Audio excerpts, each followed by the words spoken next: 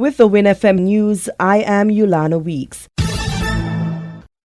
As March unfolds and global attention remains on women's rights, the Federation of St. Kitts and Nevis has reaffirmed its commitment to gender equality across the hemisphere.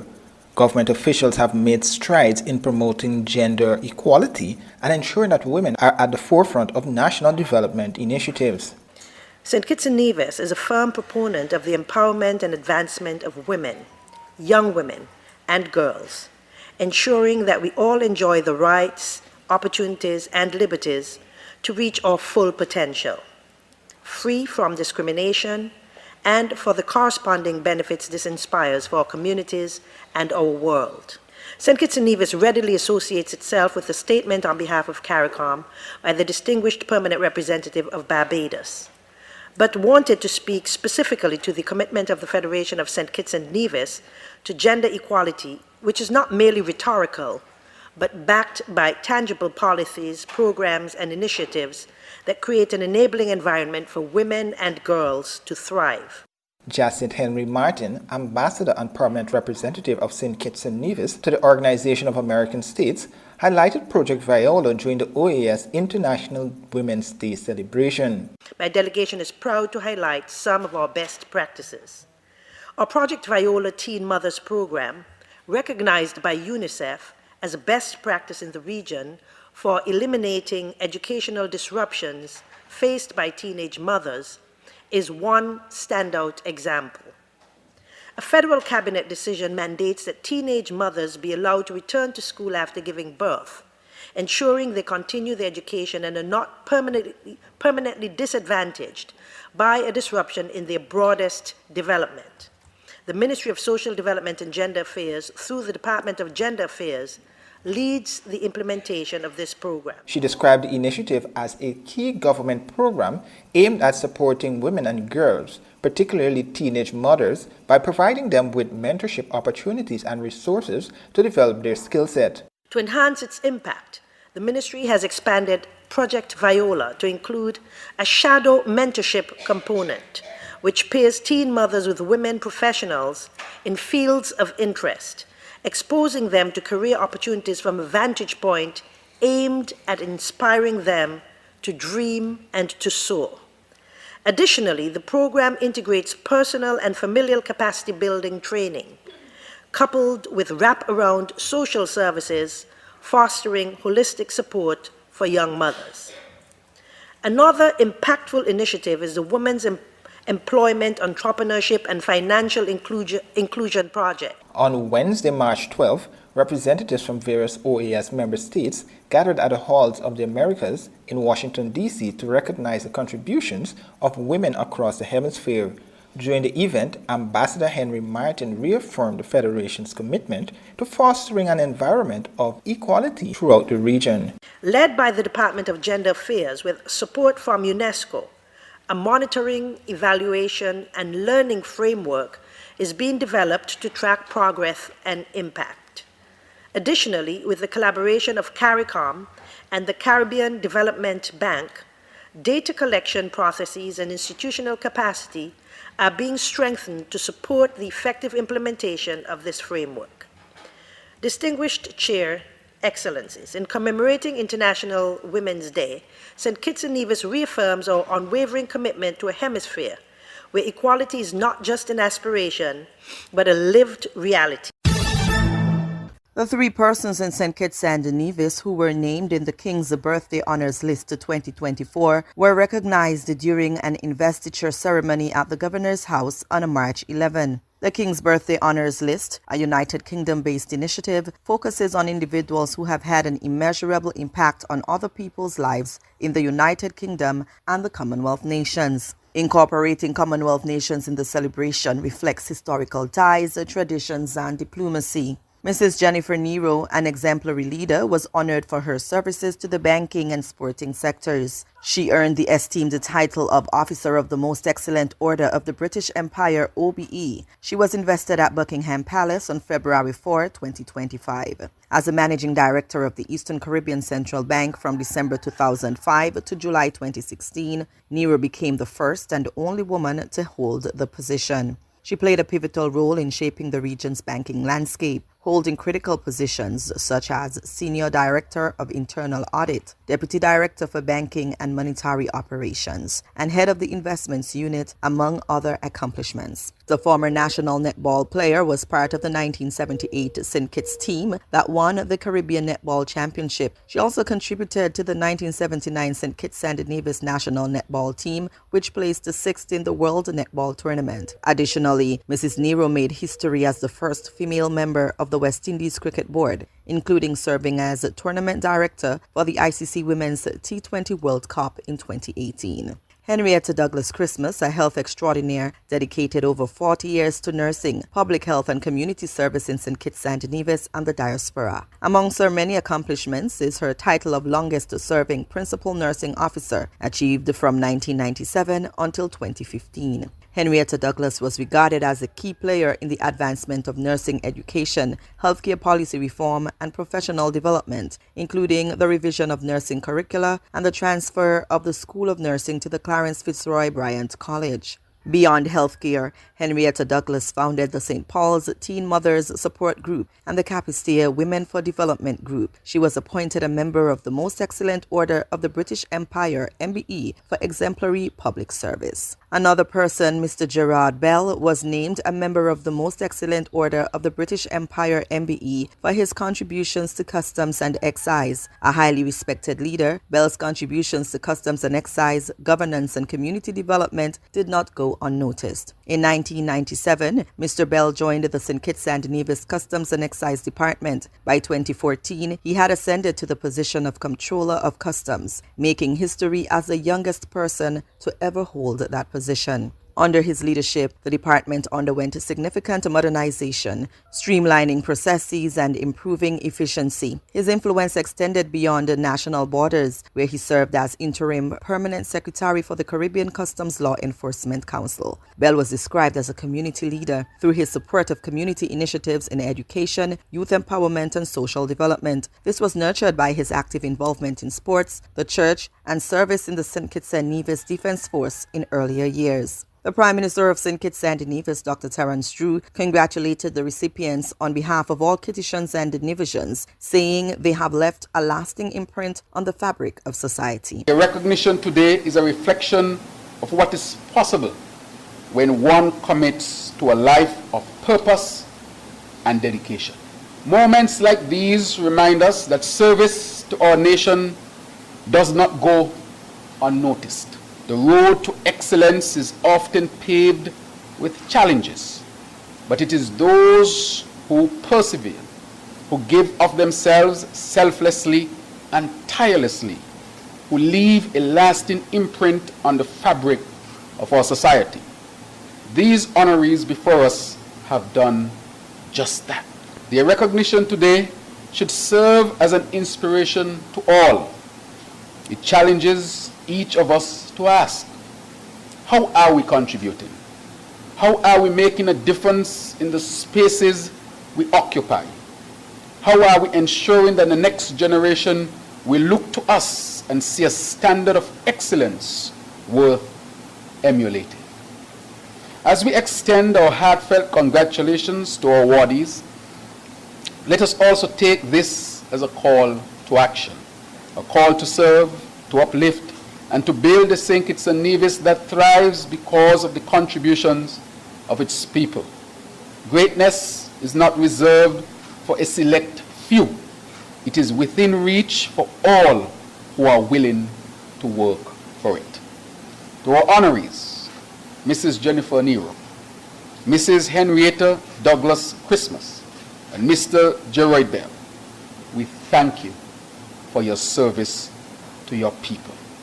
Your dedication has enriched our nation, and today we honor not just your achievements, but the example you set for us all. The inclusion of Nero, Bell, and Douglas Christmas in the King's Birthday Honors list highlights that honor is not about the rich and famous, but includes people from humble beginnings who gave extraordinary services to their communities. The Eastern Caribbean Central Bank is collaborating with the government to enhance financial literacy among young people in the Federation through the Aspire program. This initiative aims to equip students and teachers with essential financial knowledge in an evolving global environment. Sybil Welch, Senior Project Specialist at the Eastern Caribbean Central Bank, provided an overview of the bank's role in supporting financial education within schools. So we had a meeting, what we call a train the trainers, with the teachers. Very exciting to get them to recognize that discussing money matters with our young children. It's so important, but it is so much fun. You know, we had the teachers go through some of the modules, and they were so excited. They were like, so they were receptive. Yes. Can we start? When can we start? Yeah, they want to do it themselves. They want to do it themselves. And Yes. so we're arming them with the tools, and we're doing the mentoring and the coaching with them so that they themselves, when you reach to the teachers now, they're going to reach to the whole community. And then we have one with Washi Archibald High School this Thursday, another train the trainers.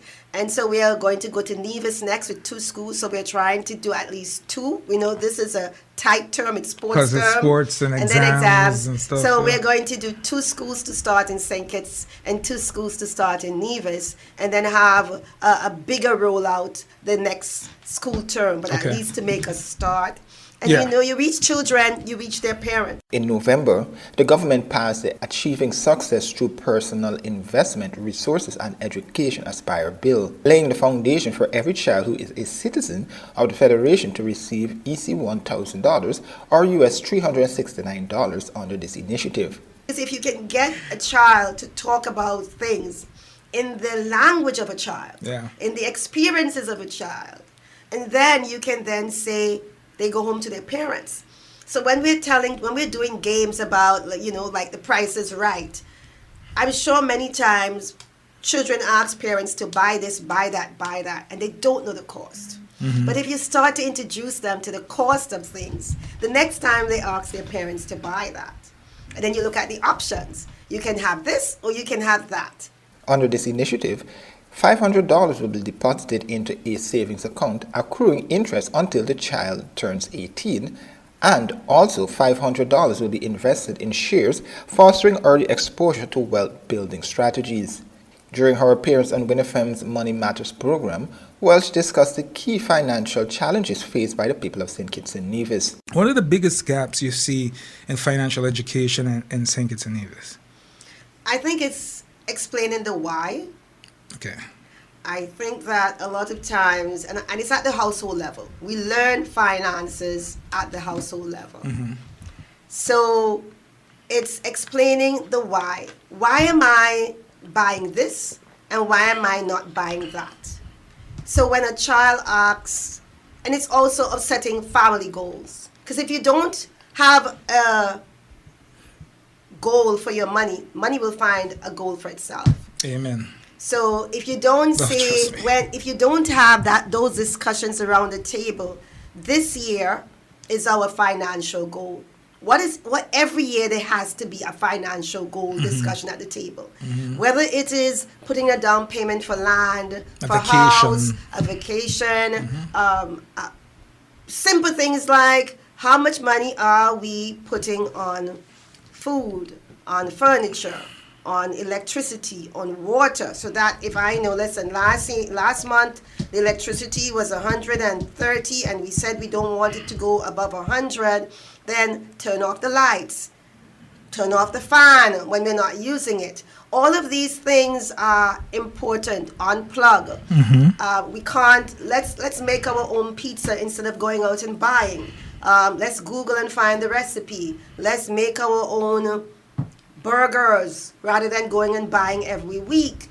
There are simple things. Let's pop some popcorn and just take a walk and have some family time. All of these things allow everyone to be actively responsible for those goals. And when persons get a child, it's one of my things I always say, a child grows out of clothes so very fast. It makes no sense to pick up an outfit for $150. Oh, you're preaching to the Jordans. That the child will only wear. And then when they get to church, it's a striptease because the child is hot. Exactly. So it makes no sense to put on the child with all of these coats and jackets and stockings. And And it's only going to irritate the child. Yeah. And so the best thing to do is to put that money on an account.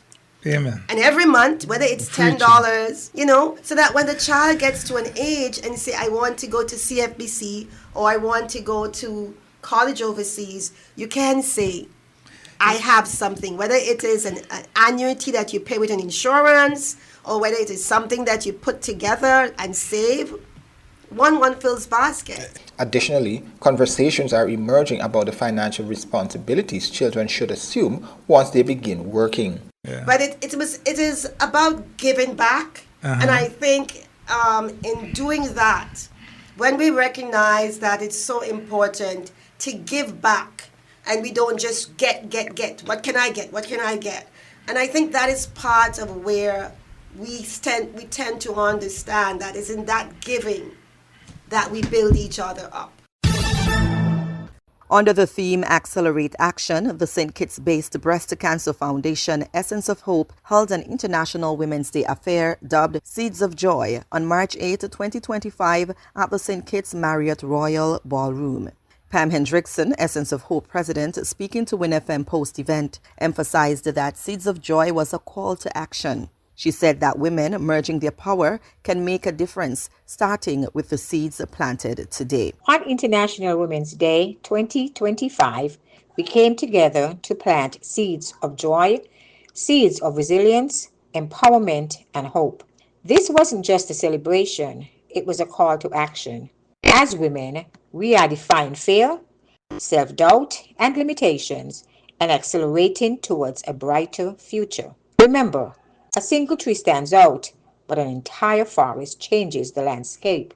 Let's keep planting, nurturing, and growing together. Seeds of Joy had a fusion of local talent, culture, and brilliance. Attendees were greeted at the entrance with the soothing live steel pan music by local pianist Yazid Francis, and later a mesmerizing dance performance by Synergy Movements, a soulful spoken word performance by Brianda Harvey, and a melodic musical rendition by Jewel Watley. The event also featured keynote speaker Ms. Nikira Nichols, who delivered a compelling and insightful presentation about the transformative power of joy and how it can serve as a catalyst for action. The content and delivery of her message resonated with the audience and contributed meaningfully to the theme. Nichols implored the audience to come together to create the change they would like to see. The event served as a backdrop for reflection, networking, and connection. Attendees were engaged in an interactive session, sharing stories, goals, and ideas for accelerating action within their lives and society. Host Mrs. Belisa McDonald-Natta told attendees that whilst celebrating Seeds of Joy, which are resilience, health, and empowerment, it is also important to accelerate those seeds into action, ensuring they grow into tangible change in their communities, careers, and personal lives. Attendees were gifted fruit and vegetable seedlings, compliments the Department of Agriculture, symbolizing a renewed purpose and a commitment to growing seeds of joy and accelerating action. Regionally, Effective today, all nationals of Trinidad and Tobago will need a visa before traveling to or through the UK, including for short visits. This announcement was made by the British High Commissioner to this country, John Dean, who said the change aligns TNT with many other visa-required countries, and the introduction of visitor visas is designed to support safe and secure travel while ensuring the UK's borders remain protected. We are introducing a visitor visa requirement for nationals of Trinidad and Tobago travelling to the UK. This means that all Trinidad and Tobago nationals must obtain a visa before travelling to the UK for all visits. Trinidad and Tobago nationals will no longer be eligible to travel under the Electronic Travel Authorisation Scheme, and those planning to transit through the UK will now need a direct airside transit visa. The British High Commissioner says this new requirement was prompted by TNT nationals seeking asylum after entering the UK on visitor visas, which constitutes a misuse of the immigration system. We regularly review our visa and immigration policies to ensure they remain effective.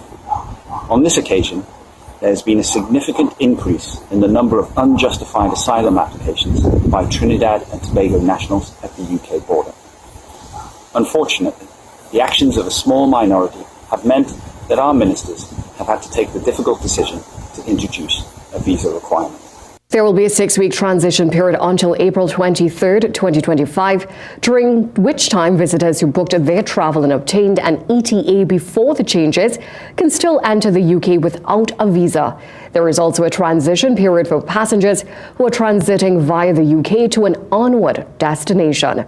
Now, Minister of Foreign and CARICOM Affairs Dr. Amber Brown has expressed disappointment over the UK's decision to reintroduce visa requirements for TNT nationals, calling the move disproportionate to the issue at hand. Internationally, new numbers show the measles virus spreading like wildfire. Texas, the center of the worst outbreak, now up to 223 cases, nearly double that from last month. In nearby New Mexico, 33 cases, more than triple the number from last week. Maryland and the city of Los Angeles seeing their first cases this week after residents who traveled overseas became infected and returned through Dulles and LAX airports. The super contagious virus now confirmed in at least 15 states, spreading easily through the air when an infected person talks, coughs, or sneezes, remaining in the air and on surfaces for hours. Measles can have some really, really serious long-term consequences. It can cause encephalitis, which is basically an infection in your brain that causes brain swelling and can cause permanent brain damage. While the CDC says the measles vaccine is the best defense, doctors worry some families are turning to alternative treatments like cod liver oil and other supplements rich in vitamin A. They want something other than a vaccine to be able to protect their children. And at this point in time, we don't have those alternative treatments. While Health and Human Services Secretary Robert F. Kennedy Jr. says the vaccine does protect children against measles, he also touts vitamin A as an effective therapy. Writing in an op-ed last week, vitamin A can dramatically reduce measles mortality. What is the cure for measles? Cure for measles is chicken soup and vitamin A. While the CDC says vitamin A may be used to treat measles under strict doctor supervision, the American Academy of Pediatrics says it doesn't prevent measles and can be harmful to children in large or prolonged doses. The best treatment that we know that has been proven for decades is vaccination. And that is probably the biggest message that needs to come out of this outbreak. Now, experts say if you don't know your vaccination status, here is a quick lesson. Anyone born before 1957 is likely immune from previous infection. From 1957 to 68, the vaccine was not as effective, and you should get a booster. From 68 to 1989, the guidance was only one shot, so you should probably get a second shot too. It can't hurt you. But of course, anyone who is immunocompromised or pregnant should consult their doctor first. The region called the Thousand Islands straddles the U.S.-Canada border where the St. Lawrence River runs between the two countries. It draws sightseers from both sides who ride riverboats between the picturesque and castle-like island mansions. But U.S. President Donald Trump's sharp trade measures and hostile words toward Canada are starting to sour Canadian tourists on American destinations. What we've noticed is a lot of our potential visitors, particularly on the Canadian side, they're quite angry. They're quite hurt by what they see as policy and rhetoric that is attacking. Corey Fram is the director of the Thousand Islands International Tourism Council and says the change in tone is taking a toll. From what I'm hearing, and I've talked to travel professionals from the Canadian side, from the Atlantic to the Pacific this week, what they're hearing from their audiences, whether those are readers or whether those are bus tour passengers, is that some of their folks are telling them they're going to vote with their dollars and they're not going to come visit the United States. Canada and the U.S. have long shared the world's longest peaceful border between any two countries. The two flags could fly side by side.